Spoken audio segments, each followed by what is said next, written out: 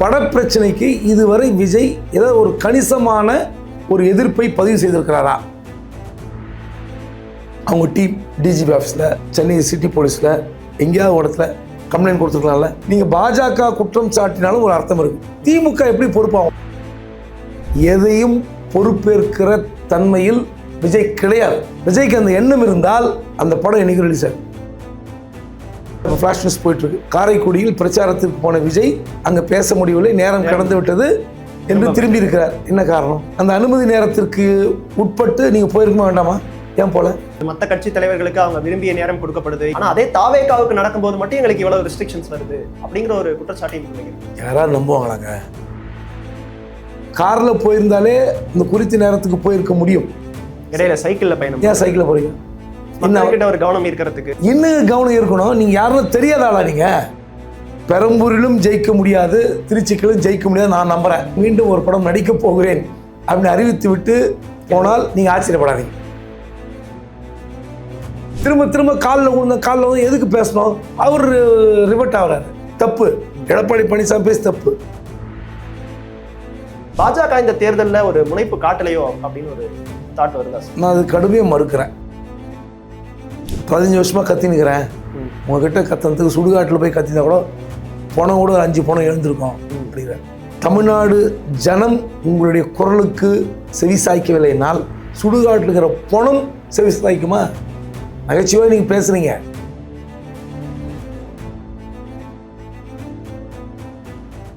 ஆச்சி மசாலா எந்த சமையலும் ருசி தேடும் ரகசியம் 20 ரூபாய். பனீர் 65. இது மட்டும்தான். பனீர்னா milky mist, only milky mist. Debate நேயர்களுக்கு வணக்கம். இன்றைய சிறப்பு நேர்காணலில் நம்மோடு இணைந்திருக்கிறார் மூத்த பத்திரிகையாளர் திரு குபேந்திரன் அவர்கள். சார் வணக்கம். சார் வணக்கம். ஜனநாயகன் படத்தினுடைய சில காட்சிகள் நேற்று இரவுல இருந்து இணையத்துல கசிஞ்ச தகவல்களை நம்ம பார்த்திருப்போம். அது தொடர்ந்து பரபரப்பாகவும் பேசப்பட்டு கொண்டு வருது. தாவேகாவினுடைய ஆதவ் அர்ஜுனா அவர்கள் இன்றைய தினம் ஒரு செய்தியாளர் சந்திப்பிலையும் என்ன சொல்லியிருக்காருன்னா, இந்த ஜனநாயகன் படம் ஏற்கனவே வெளியிட தாமதமானதற்கு மிக முக்கிய காரணம் மத்திய இணையமைச்சர் எல்முருகன் தான் அப்படிங்கிறதை சொல்லியிருக்காரு. இந்த காட்சிகள் லீக் ஆனதுக்கான காரணமும் திமுகவும் பாஜகவும் தான். தொடர்ந்து பல நெருக்கடிகளை எங்களுக்கு கொடுத்துட்டு இருக்காங்க அப்படிங்கிற ஒரு குற்றச்சாட்டை முன் வச்சிருக்காரு.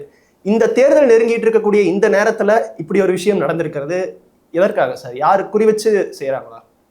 மே 4ஆம் தேதிக்கு பிறகும் ஆதவ் அர்ஜுன் இப்படிதான் பேசி கொண்டிருக்க போகிறாரா? தேர்தல் ரிசல்ட் வரும்போது கிட்டத்தட்ட இன்னும் ஒரு ஏப்ரல் 23 தேர்தல் ஓட்டுப்பதிவு அன்று ஒரு 100-110 வேட்பாளர்கள் விலை போயிருப்பார்கள். ஒரு பத்திரிகையாளர் என்னோட கணிப்பு. எப்படி எடப்பாடி தொகுதியில் தமிழக வெற்றி கழகத்தினுடைய வேட்பாளர் காணாமல் போனார், எப்படி போனார், எப்படி காணாமல் போக முடியும்? இதுவரைக்கும் வாய் திறந்திருக்காரா? இதற்கு யார் காரணம்? அதாவது அதிமுக ஒரு ஊழல் சக்தி, திமுக ஒரு தீய சக்தி. 2 சக்திகளை எதிர்த்து தான் நீங்கள் வந்துக்கிறீங்களே. எடப்பாடி தொகுதியில் உங்கள் கட்சி வேட்பாளர் மாயமானதன் பின்னணி என்ன? எதை பெட்டி கொடுத்துருக்காரா? அறிக்கை வந்திருக்கா? ஏன் வரல? தமிழ்நாடு முழுவதும் விஜய் கட்சியுடைய பூத் ஏஜென்ட் அதோட லிஸ்ட் எப்படி 2 கட்சிக்கிட்ட இருக்கு? அதிமுக திமுகவுடைய வேட்பாளர்கள் வசம் எப்படி இருக்கு? மிஸ்டர் விஜய், மிஸ்டர் ஆதவ் அர்ஜுன், நீங்க எப்படி புலம்ப போறீங்கன்னு பாருங்க. இந்த வாக்கு சதவீதத்தெல்லாம் வச்சு நிறைய பேர் கேம் ஆடிட்டு இருக்காங்க. முதல் 8நாங்க, 10நாங்க, 15நாங்க, 25, 30. இப்போ எல்லா சர்வும் 25, 26, 27க்கு இல்லை. நீங்கள் எனக்கு தெரிந்து அது வாக்கு சதவீதம் பின்னாடி பேசுவோம் 4ஆம் தேதிக்கு முன்னாடி. ஆனால் பெரம்பூரில் கூட ஜெயிக்க முடியுமா, திருச்சி கிழக்கில் விஜய் ஜெயிக்க முடியுமா என்பதை முதல்ல நீங்கள் சிந்திக்கணும். மொத்த ஏஜென்ட்டும் உங்கள் மொத்த பூத் ஏஜென்ட்டும் டோட்டலாக காலி. கிட்டத்தட்ட 234 100க்கும் மேற்பட்ட வேட்பாளர்கள் எல்லாம் செட்டில் ஆக போகிறாங்க. இதெல்லாம் தெரியாமல் ஜனநாயகன் படம் டிசம்பர் மாதத்துலேருந்து பஞ்சாயத்து போயிட்டுருக்கு. சென்சார் பார்க்கலன்னு பொங்கலுக்கு ரிலீஸு. நான் என்ன கேட்குறேன், அந்த படப்பிரச்சனைக்கு இதுவரை விஜய் ஏதாவது ஒரு கணிசமான ஒரு எதிர்ப்பை பதிவு செய்திருக்கிறாரா? எங்கேயாவது போய் முறையிட்டு இருக்கிறாரா? நான் படம் நடித்தேன், பணம் வாங்கிட்டேன், அதுக்கு எனக்கு சம்மந்தம் இல்லை, தயாரிப்பாளர் தளபதினு விட்டார். இப்போது நேற்று இரவு ஒரு 5 நிமிட காட்சிகள், அதாவது சண்டை காட்சிகள் வெளியாகின்றன. அதன் பிறகு 3 மணி நேர படமும் வெளிநாடுகளில் லீக் ஆகிடுச்சு. வெளிநாட்டில் எப்படி லீக் ஆகும்? நீங்கள் படம் ரிலீஸ் ஆன பிறகு இந்த பைரசி டீம் வந்து எங்கேயோ ஒரு இடத்துல போய் ஹேக் பண்ணுவாங்க. இந்த ஓவர்சீஸில் நீங்கள் படம் விற்றீங்கன்னா, அது இந்தியாவுக்குள் ரிலீஸ் ஆனால் அதை எடுக்கிறது இல்லை இந்த பைரசி டீம். வெளிநாடுகளில் ரிலீஸ் ஆகும்போது இந்த பைரசி டீம் பக்காவாக எடுக்கிறாங்க. அது எந்தெந்த தியேட்டர்னு நமக்கு தெரியாது. அந்த தியேட்டர் மேலே போய் இங்கே இருக்கிற சைபர் கிரைமில் கம்ப்ளைண்ட் கொடுத்து போய் கேஸ்லாம் போட முடியாது. வெளிநாடுகளில் தியேட்டரே உடந்தையாக இருப்பது தான் நமக்கு தெரிய வருது இதுவரை.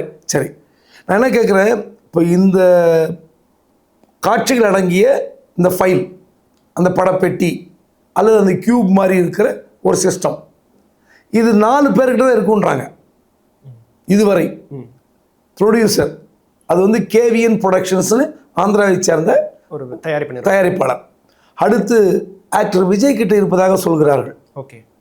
அடுத்து டைரக்டர் வினோத். 4வதாக எடிட்டர் பிரதாப் ராகவ், இவர்கிட்ட இருக்க வாய்ப்புங்கிறாங்க. இதை தவிர 5வதாக சென்சார் கிட்ட இருக்கலாம். இப்போது இந்த படம் வந்து இன்னும் சென்சார் சர்டிஃபிகேட்டு கொடுக்கல.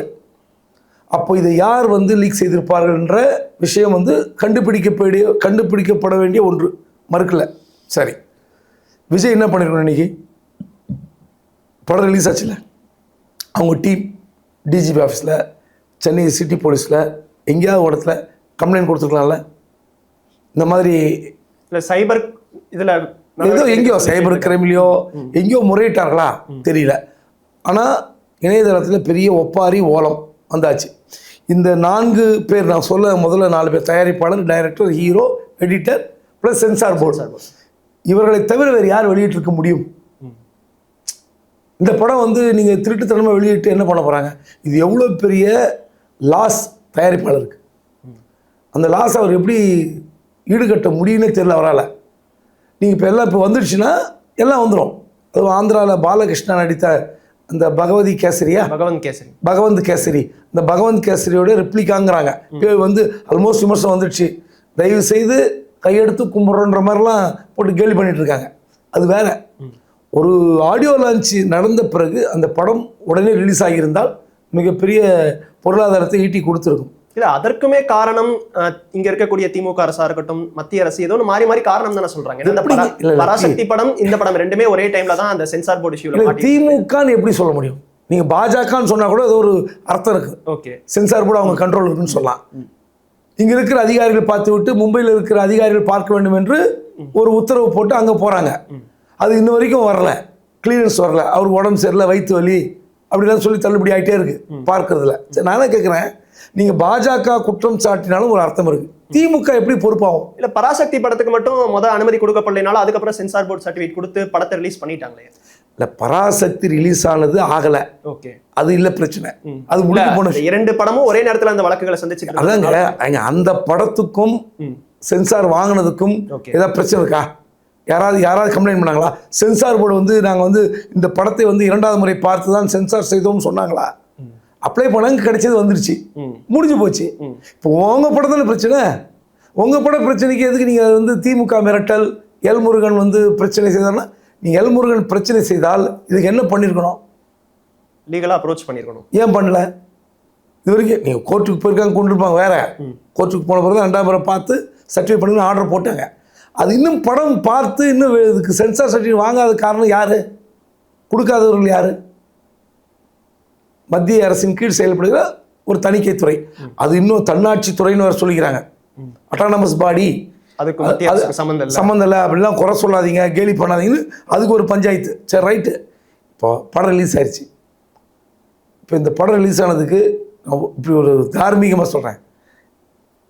இதற்கான பொருட்செலவு, தயாரிப்பு செலவு, என்னுடைய சம்பளம், மற்ற நடிகர்கள், அந்த இசையமைப்பாளர் செலவு அனைத்தையும் நான் ஏற்கிறேன்.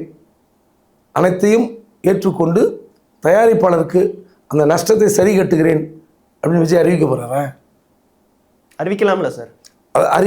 அறிவித்தால் உண்மையிலே வரவேற்கப்பட வேண்டிய ஒன்று, உண்மையிலே பாராட்டப்பட வேண்டிய ஒன்று. விஜயை நம்ம கொண்டாட வேண்டும். மறுக்கவே இல்லை. செய்வாரா? செஞ்ச பிறகு கேளுங்க, நான் பதில் சொல்கிறேன்.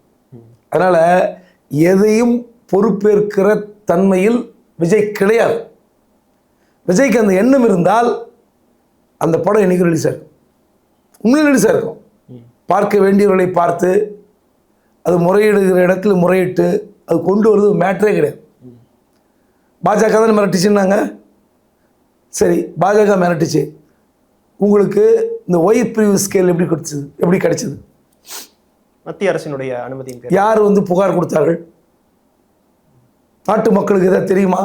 அது முறை, அது எப்படி வாங்குவது என்ற முறை யாருக்கா தெரியுமா? தமிழ்நாட்டை சேர்ந்த விஜய் தமிழ்நாட்டுக்குள்ளே தான் பயணம் பண்ண போகிறார். இங்கே செக்யூரிட்டி பிரான்ச் இருக்குது. இங்கே இவருக்கு மாநில அரசு உள்துறையில் செக்யூரிட்டி பிரான்ச்சு, இவருக்கு பாதுகாப்பு குறைபாடு இருக்கிறது, த்ரெட் இருக்கிறது என்றால் இவர்கள் செக்யூரிட்டி கொடுக்கணும். இந்த செக்யூரிட்டி பத்தாதுன்னா மத்திய அரசு கீழே இருக்கிற அந்த Y scale, Y plus, Z ப்ளஸ்லாம் கிடைக்கலாம். ஆனால் அப்படி ஏதாவது தமிழ்நாட்டில் விஜய்க்கு ஆபத்து இருக்கிறது, எங்களால் விஜயை பார்க்க முடியவில்லை, பாதுகாக்க முடியவில்லை அப்படின்னு தமிழ்நாடு அரசாங்கம் ஏதாவது மத்திய அரசுக்கு போட்டிருக்கா?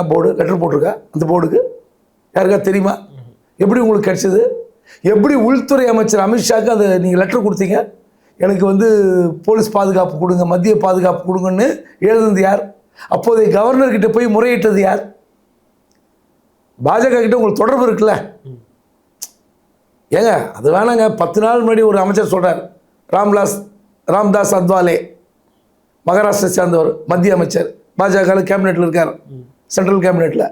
தேர்தலுக்கு பிறகு நாங்கள் விஜயுடன் கூட்டணி வைத்துக் கொள்வோம் நேத்தும் சொல்லியிருக்காரு, 10 நாளைக்கு முன்னாடி சொல்லியிருக்காரு.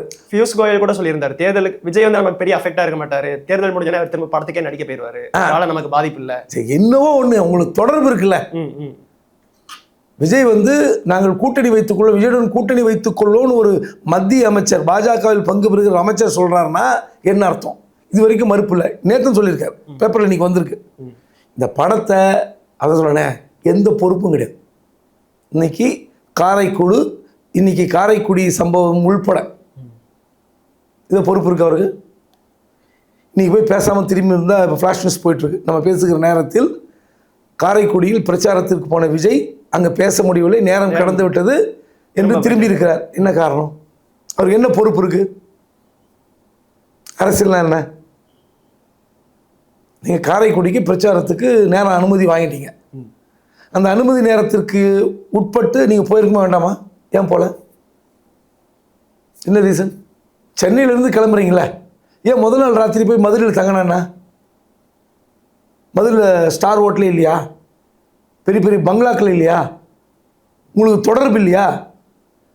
நீங்கள் எத்தனையோ படப்பிடிப்புக்கு முதல் நாள் போய் தங்கிட்டு படப்பிடிப்பு காலை 6 மணிக்கு போயிடுறீங்களே. படப்பிடிப்பில் தயாரிப்பாளர் செலவு வைக்கக்கூடாது, அல்லது நஷ்டமாகக்கூடாதுன்னு முதல் நாள் மதுரையில் தங்கி கொடைக்கானலுக்கோ மூணாருக்கோ படப்பிடிப்பு தளத்துக்கு போகிறீங்களே, அந்த மாதிரி போங்க.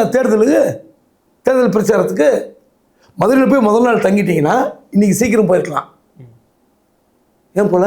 ஆனால் தொடர்ந்து எங்களுக்கு அனுமதி அப்படிங்கிறது பிரச்சாரத்துக்கு மறுக்கப்படுது, குறைவான நேரம் தான் கொடுக்கப்படுது, மற்ற கட்சி தலைவர்களுக்கு அவங்க விரும்பிய நேரம் கொடுக்கப்படுது, எவ்வளவு கூட்டம் வந்தாலும் பெரிய விஷயமா அது பேசப்படுறது இல்லை. ஆனால் அதே தாவேகாவுக்கு நடக்கும்போது மட்டும் எங்களுக்கு இவ்வளவு ரெஸ்ட்ரிக்ஷன்ஸ் வருது அப்படிங்கிற ஒரு குற்றச்சாட்டை முன்வைக்கிறாங்க. யாராவது நம்புவாங்களாங்க? 12 மணிலேருந்து 2:30 மணி வரைக்கும் அங்கே பிரச்சாரத்துக்கு நேரம் கொடுத்தாச்சு. இப்போ கடலூரில் உதயநிதியுடைய பிரச்சாரம் ரத்து செய்யப்பட்டிருக்கு. நாளைய தினம். ஆமாம், ஏன்னா அங்கே விஜய் வராருன்னு சொல்லி விஜய்க்கு முன்கூட்டி அனுமதி கொடுத்து விட்டதால் உதயநிதியுடைய பிரச்சாரம் ரத்து. வந்ததா இல்லையா நியூஸ்? மாற்று தேதிக்கு வந்ததா இல்லையா? அப்போ இந்த நாட்டினுடைய துணை முதலமைச்சர் அவருக்கு என்னெல்லாம் சலுகை இருக்குன்னு தெரியும் உங்களுக்கு. அவர் அதை செஞ்சாரா? இங்கே ரத்து பண்ணிட்டார்ல. அப்போ என்ன அர்த்தம்? நீங்கள் சிவகங்கை போனோம், காரைக்குடி போனோம் அப்படின்னா நீங்கள் முதல் நாளே மதுரைக்கு போயிட்டு இன்னைக்கு காலையில் ரிலாக்ஸ்டாக நீங்கள் கிளம்பி போயிருந்தீங்கன்னா பரவாயில்ல. இதில் வேற காரில் போயிருந்தாலே இந்த குறித்த நேரத்துக்கு போயிருக்க முடியும். இடையில சைக்கிளில் பயணம். ஏன் சைக்கிளில் போகிறீங்க? இன்னும் ஒரு கவனம் இருக்கிறதுக்கு. ஏங்க இன்னும் கவனம் இருக்கணும். நீங்கள் யாருன்னு தெரியாத ஆளா? நீங்கள் ஒரு வேட்பாளர் இருப்பார் ராயபுரத்துலையோ இல்லை கிருஷ்ணராயபுரத்துலையோ இல்லை கிருஷ்ணகிரிலையோ, அவர் போய் அந்த பரோட்டா போடுற இடத்துல பரோட்டா போட்டுட்ருப்பார், வடை சுடுற இடத்துல வடை சுடுவார். இதெல்லாம் வந்து இந்த கிம்மிக்ஸ்லாம் வந்து யாரோ ஒரு அறியாத முகங்கள் பப்ளிசிட்டிக்காக இயங்குகிற நபர்கள் செய்யலாம், வேட்பாளர்கள் செய்யலாம். நீங்கள் அப்படிப்பட்ட ஆளா நீங்கள்?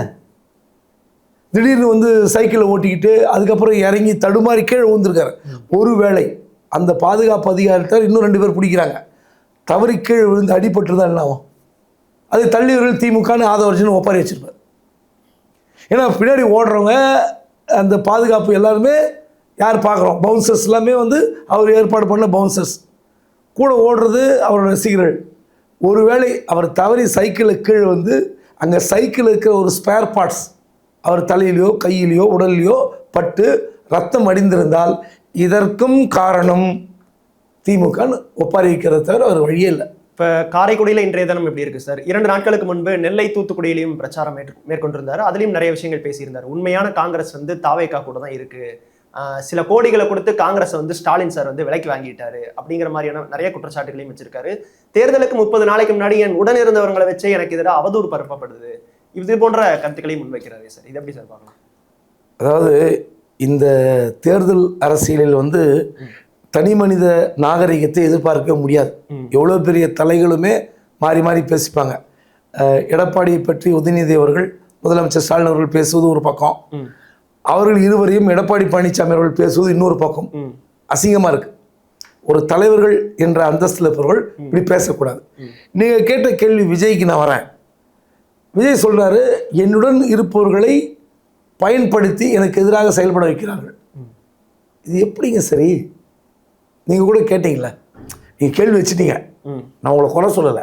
இது எப்படி சரி? இந்த கேள்வி நான் எதிர்கொள்வதற்கு நான் வந்து கவலைப்படல, பதில் சொல்வதற்கு நான் வந்து அச்சப்படல. இப்படிப்பட்ட தகவல்கள் பரவி உங்களை கேட்க வைக்கிறார்கள்ல, அது தவறு. அதுக்கு காரணம் விஜய். நான் கேட்குறேன், உங்களுடைய மனைவி, நான் ஏன் அதுக்கு வருத்தப்பட்டு இது பதில் சொல்கிறேன்னா, மற்றபடி வேறு நீங்கள் கேட்டதுக்காக நான் கவலைப்படல. ஓகே, இவருடைய மனைவி பல்வேறு காரணங்களை சுட்டி காட்டி அவர்கிட்ட இருந்து விவாகரத்து கேட்குறாரு, சரிங்களா? இது வந்து எப்படி திமுகவோ இல்லை எதிர்கட்சியோ வந்து இவருக்கு எதிரானவர்கள் வந்து எப்படி சரி செய்ய முடியும்?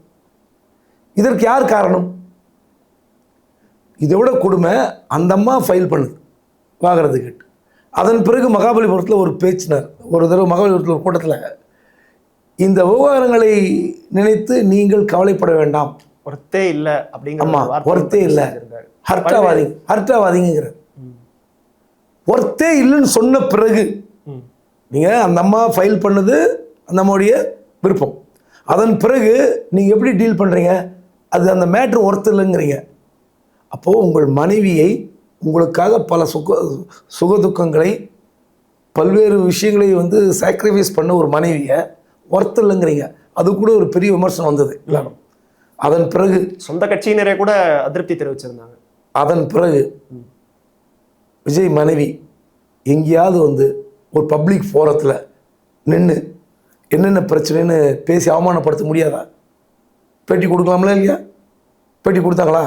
நான் ஒர்த்து இல்லையா? என்னை எதிர்கட்சிகள் தூண்டி தான் நான் இப்படி செயல்படுகிறேன்னா, இல்லை ஆளுங்கட்சி சொல்லி தான் செயல்படுகிறேன்னா கேட்கலாமா இல்லையா? வாய்ப்பு இருக்கா இல்லையா? இது நீங்கள் கோர்ட் மேட்டர், உங்களுடைய மனைவி விஷயம் கோர்ட் மேட்டர். நீங்கள் கோர்ட்டில் 1000 பதில் சொல்லிங்க, எதுக்கு நீங்கள் பொது வெளியில் அதை பேசலாம்? தப்பு இல்லை. நான் சொல்கிறேனே, இந்த ஒரு நீங்கள் எதிர்த்தரப்பை திட்டினாலே தப்புன்னு சொல்கிறேன். அதுவே நாகரிகத்தோடு அணுக வேண்டிய ஒரு நிகழ்வு.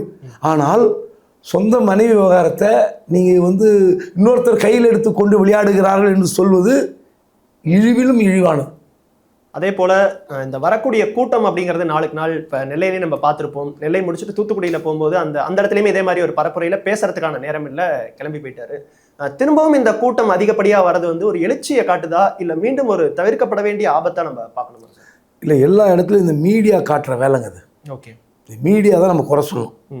அதாவது அவர் வீட்டிலேருந்து கிளம்புறதே காட்டுறது, இந்த மாதிரி சைக்கிள் ஓட்டுறது, இதை சொல்கிறேனே முன்னாடி சொன்னல, பரோட்டா சுடுறது, வடை சுடுறது, இட்லி எடுத்து பரிமாறுறது, இந்த ஹோட்டலில் டீ போடுறேன்னு கேம் ஆடுறது, இந்த மாதிரி சில்லறத்தனமான விஷயங்களை பல பேர் செய்வார்கள். இதெல்லாம் வந்து நம்ம செய்தி ஆக்குறோம். முதல்ல மீடியாவுக்கு ஒரு காலத்தில் இருந்தது, இன்றைக்கி இந்த டிஜிட்டல் உலகத்தில் இதெல்லாம் வந்து காட்டவே கூடாது. சைக்கிள் மீடியா காட்டுறதுனால வர விளைவு ஒரு பக்கம். இன்னொரு பக்கம் நீங்கள் எழுச்சியாக இருக்குன்னு ஒரு பேசுபொருள் என்னென்னா, இப்போ நெல்லைக்கு போனார், அந்த ஊருக்கு தான் ஃபர்ஸ்ட் டைம் போறார். சரியா? சரிங்களா? தேர்தல் அறிவித்த பிறகு நெல்லைக்கு போகிறது தான் ஃபர்ஸ்ட். சரி, நெல்லை, கன்னியாகுமரி, தென்காசி, தூத்துக்குடி 4 மாவட்டம். ஒரு மாவட்டத்தில் ஒரு 4-5 தொகுதி 6 தொகுதி வச்சுங்க பார்லிமெண்ட்டில். நச்சு 4 24 சட்டமன்ற தொகுதி. 24 சட்டமன்ற தொகுதிகளில் 10,000 பேர் என்று வைத்து கொண்டால் 2,40,000 பேர் இருக்கணும். அவ்வளோ பேர் இருந்தாங்களா? 50,000 60,000 சொன்னாங்க. அப்போ என்ன அர்த்தம்? அதில் நீங்கள் ஒரு 10,000னா ரொம்ப கம்மி. 10,000 அதில் 5,000 பேர்னா 1,20,000 பேர். அதற்கும் கம்மியாகத்தான் வராங்க. இவரை பார்ப்பதற்கு சுற்றி இருக்கிற எல்லா மாவட்டங்களிலிருந்தும் பஸ்ஸு, காரு, பைக்கு இப்படி வராங்க. இதில் என்ன எழுச்சி இருக்கு? ஒரு நடிகரை பார்ப்பதில் அவரோட ரசிகர்கள் அந்தந்த மாவட்டங்கள்லேருந்து வராங்க, கணிசமாக வராங்க. இதில் என்ன எழுச்சி இருக்கு? நீங்கள் அந்த ட்ரோன் ஷாட்டு கேமரா பார்க்கும்போது ஐயோ அடுத்து எம்ஜிஆர் இவர் தான், ஐயோ அதோட தாண்டி இதெல்லாம் பார்க்கும்போது திரும்ப திரும்ப அந்த கூட்டம் வந்து ஓட்டா மாறுமா அப்படிங்கிற ஒரு கேள்வி தானே சார். இதெல்லாம் மே 4ஆம் தேதி அப்புறம் தான் பேசணும். ஏன்னா நம்ம சொன்னோன்னு வச்சுங்களேன், நம்மளை வந்து ஏற்றுக்க மாட்டாங்க. ஓகே, ஏற்றுக்க மாட்டோம். எனக்கு தெரிந்து நீங்கள் 2021 இதே ஜான் ஆரோக்கியசாமி திருவொற்றியூரில் போட்டியிட்ட சீமானுக்கு என்ன பிரச்சாரம் செய்தார், கூட்டத்தை எப்படி காமிச்சார், அவரோட ஓட்டாங்களான்னு பாருங்க, கூகுளில் பாருங்க. கூட்டம் தாறுமாறாக இருந்தது. பல்வேறு பத்திரிகையாளர் சொன்னார்கள், சார் சீமானுக்கு கூடுற கூட்டம் ஜெயிச்சிருவார் போல இருக்கு. எங்க 2021 திருவொற்றியூர் தொகுதியில். அதனால் இப்போ எல்லா ஒப்பீடுகள் சொன்னாலும் ஏற்க மாட்டார்கள். இந்த கூட்டம் ஓட்டாகுதா இல்லையா என்பதை மே 4ஆம் தேதி தான் பார்க்கணும். நான் தான் சொல்லிட்டேன்ல, பெரம்பூரிலும் ஜெயிக்க முடியாது, திருச்சிக்கிலும் ஜெயிக்க முடியாது நான் நம்புகிறேன். ஓகே, விஜய் மீண்டும் ஜனநாயகன் படத்திற்காக, ஜனநாயகன் படத்தை இப்படி வந்து அரைகுறையாக ரிலீஸ் செய்து என்னுடைய தயாரிப்பாளரை நோகடித்து விட்டார்கள், அவருக்காக மீண்டும் ஒரு படம் நடிக்கப் போகிறேன் அப்படின்னு அறிவித்து விட்டு போனால் நீங்கள் ஆச்சரியப்படாதீங்க. அதே போல இப்ப அனைத்து கட்சியினர் தலைவர்களுமே தொடர்ந்து தங்களுடைய தேர்தல் பிரச்சாரங்கள்ல மும்முரமா ஈடுபட்டு வரதையும் நம்ம பார்த்திருப்போம். ஒரே நாள்ல கிட்டத்தட்ட 4-5 இடங்கள் எடப்பாடி பழனிசாமி அவர்கள் 8 தொகுதியில ஒரே நாள்ல கூட பிரச்சாரம் பண்ணதையும் நம்ம கடந்த நாட்கள்ல பார்த்திருப்போம். இந்த பிரச்சாரங்கள்ல நாங்க ஆட்சிக்கு வந்தா என்ன செய்வோம், நாங்க ஆட்சியில என்னென்ன சாதனை செஞ்சிருக்கோம், வந்தா என்ன செய்வோம் அப்படின்னு மக்கள் நலன் சார்ந்து நாங்க என்னென்ன செய்ய போறோங்கிற கோரிக்கைகளை முன்வைக்கிறத தாண்டி தனிநபர் மீதான விமர்சனங்கள் அதிகரிச்சிருக்கு அப்படின்னு நம்ம பார்க்கலாமா? நீங்க முன்னாடியே குறிப்பிட்ட மாதிரி எடப்பாடி பழனிசாமி அவர்கள் பேசுறது, அதற்கு பதிலாக உதயநிதி ஸ்டாலின் அவர்கள் சொல்றது, முதலமைச்சர் அவர்கள் சொல்லக்கூடிய விமர்சனங்கள், இது எல்லாமே ஒரு அரசியல் போக்க மாத்திட்டு இருக்குன்னு நம்ம பார்க்கலாமா சார்? நான் ஒரு விஷயத்தை முதல்ல கண்டிச்சிடுறேன். எடப்பாடி பழனிசாமி அவர்கள் முதலமைச்சரை பற்றி முதல்ல பேசுனோம், அப்புறம் அதை மாற்றி பேசியிருக்கார். கொரோனாவில் போயிடுவார் அப்படின்னு ஒரு மாதிரி சொன்ன வார்த்தை, அதன் பிறகு காணாமல் போயிடுவார் அப்படின்னு மாற்றிக்கிட்டார். அது கிட்டத்தட்ட அவர் மனது வந்து புண்பட்டு இருக்கிறது, அதுக்காக வந்து பல்ட்டி அடித்தார் என்ன வேணா சொல்லிக்கலாம், அதெல்லாம் தப்பான பேச்சு. அதே போல் நீங்கள் உதயநிதி பற்றி அவருடைய தனிப்பட்ட வாழ்க்கையை பற்றி பேசுவது சரியல்ல. அதே போல் உதயநிதி அவர்களும் இவர் காலில் விழுந்து கிடந்தாருன்னு நீங்கள் போன தேர்தலையும் சொன்னீங்க, இந்த தேர்தலையும் சொல்கிறீங்க. இது எப்படிங்க சரி? ஒவ்வொரு பிரச்சாரங்களையும் இந்த படத்தை காட்டியே பேசுறது தவறு. நீங்கள் 1991 தேர்தலில் திமுகவுடன் கூட்டணி வைத்தவர் இப்போ காங்கிரஸ் இருக்கிற திருநாகரசு, KKSS ராமச்சந்திரன், சாத்தூர் ராமச்சந்திரன் 2 பேரும் திமுக கூட்டணியில் இணைந்து தனி ஒரு அமைப்பாக போட்டியிட்டார்கள். அந்த தேர்தலில் ராஜீவ்காந்தி படுகொலைக்கு பிறகு 2 இடங்களில் திமுக வெற்றி பெற்றது. 2 வேட்பாளர் ஜெயித்தார்கள். ஒன்று துறைமுகத்தில் கலைஞர் கருணாநிதி, இன்னொரு இடத்துல ஒரு வேட்பாளர், 2 வேட்பாளர்.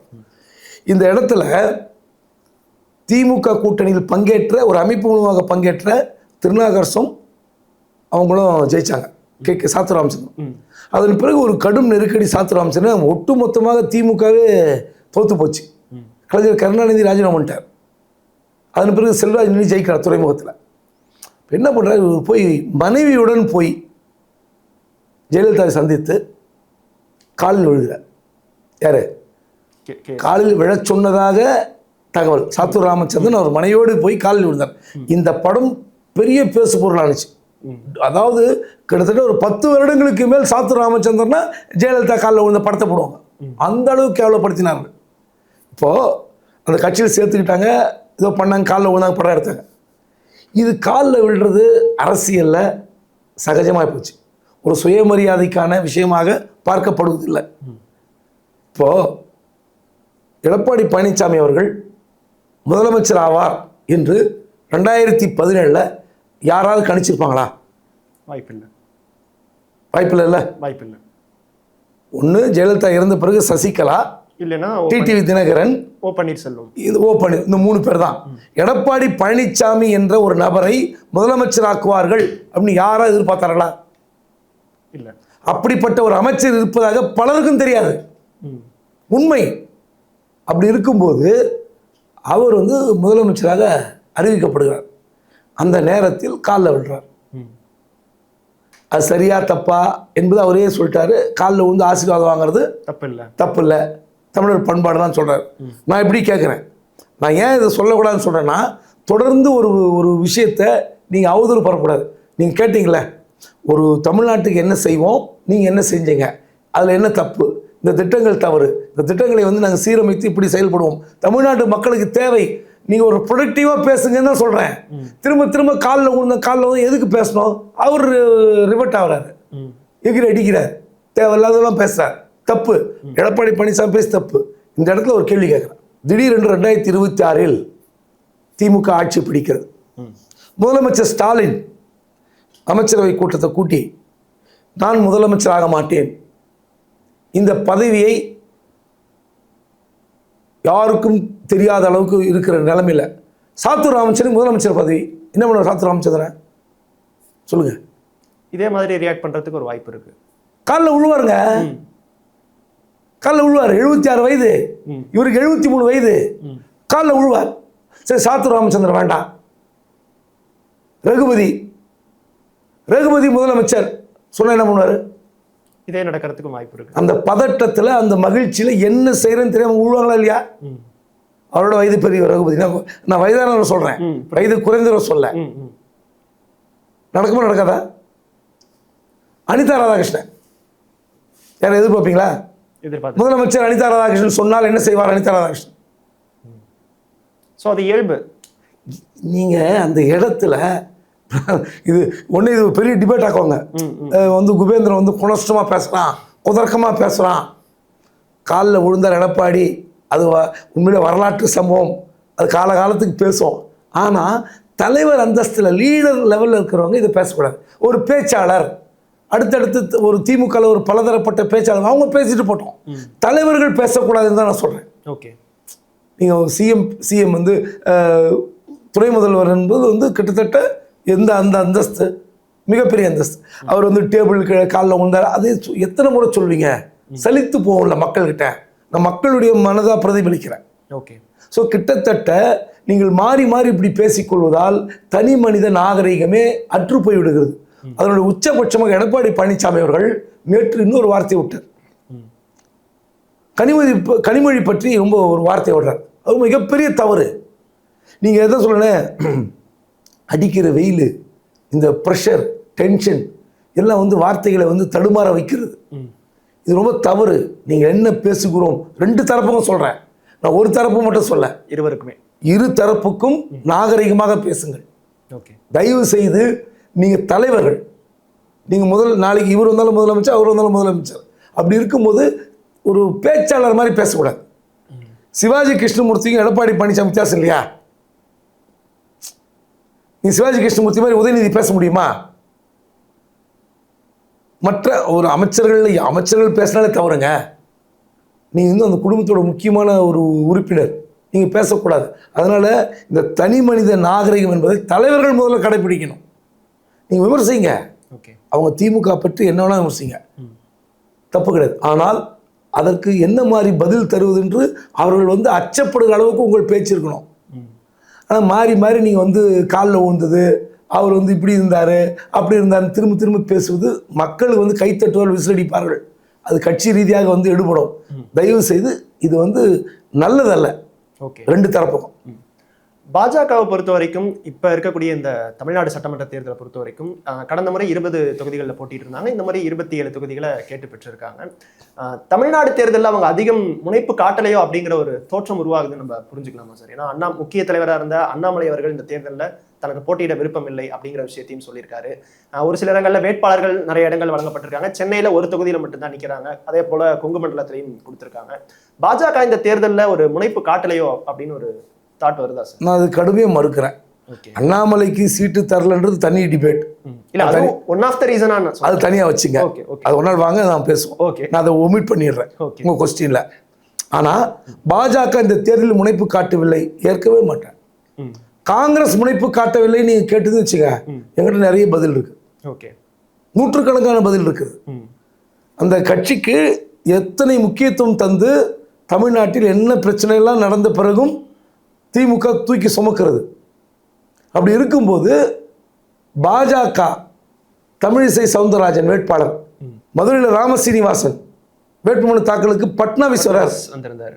அதுவும் நீங்க வேட்பாளர் ஜெயிக்க வச்சா மதுரை மெட்ரோ வச்சு நாங்கள் கொண்டு வந்துருவோம் அப்படிங்கிற ஒரு விஷயத்தை சொல்லுவோம். ஒரு ராஜஸ்தான் முதல்வர் பஜன்லால் சர்மா வருகிறார், மத்திய அமைச்சர்கள் வருகிறார்கள். கிட்டத்தட்ட 8 பேர் வந்தாங்க ஒரே நாளில். பாஜக முனைப்பு காட்டலன்றீங்க. அண்ணாமலை மட்டும் பாஜக இல்லைங்க. அண்ணாமலை இருப்பா, நாளைக்கு தனி கட்சி தொடங்கி ஓடி விடுவார், அது வேற, நம்ம தனி டிபேட்னு சொல்லிட்டேன்.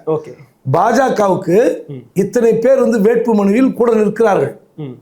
மத்திய அமைச்சர் வருகிறார்கள், உள்துறை அமைச்சர் வருகிறார், ஒரு மாநில முதலமைச்சர் வருகிறார். இவ்வளவு பேர் வராங்க. 8 பேர் வந்தாங்க இன்னைக்கு வேட்பு மனுக்கு பிரச்சாரத்துக்கு. நான் கேட்குறேன், காங்கிரஸ் கட்சியில் அந்த கன்னியாகுமரி மாவட்டத்தில் இந்த கற்பர் தாக்கல் செய்யும் போது பிரியங்கா வந்து அமர்ந்திருந்தால் எப்படி இருந்திருக்கும்? ஒரு ஆதரவு கூடியிருக்கும். ராகுல் காந்தி அவர்களுமே இன்றைய தினம் வரைக்கும் தமிழ்நாட்டுக்கு வரல. இதே மாதிரி ஏதோ ஒரு காங்கிரஸ் வேட்பாளர் சிவகங்கையில், காரைக்குடியில், மாங்குடி, அங்க ராகுல் காந்தி வருகிறார், எப்படி இருக்கும்? அப்போ நீங்களும் சும்மா தானே இருக்கிறீங்க. ஏங்க, மத்திய அமைச்சர்கள் பதவியில் இருக்கிற பல்வேறு பொறுப்புகள் இருக்கிற ஓடி வராங்க. ஒரு மாநில முதலமைச்சர் ஓடி வருகிறார். ராகுல் காந்தியும் பிரியங்கா காந்தியும் இங்க 2 பேர்கிட்ட இருந்து வேட்புமனு தாக்கல் செய்வது பக்கத்தில் உட்காந்துருந்தாங்கன்னா எப்படி இருந்திருக்கும்? சாதகமா இருந்திருக்கும். நான் கேட்குறது நியாயமா இல்லையா? நியாயம். அப்போ இந்த மாதிரியான பிரச்சாரத்தை ஏன் இவங்க காங்கிரஸ் கையில் எடுக்கல? நீங்க பாஜக செய்வது மீடியாவில் காட்டலன்னா சொல்லுங்க. எல்லோரும் வருகிறார்கள், பிரச்சாரம் செய்யறாங்க. அவங்க ஜெயிக்கிறாங்களா ஜெயிக்கல என்பது இது.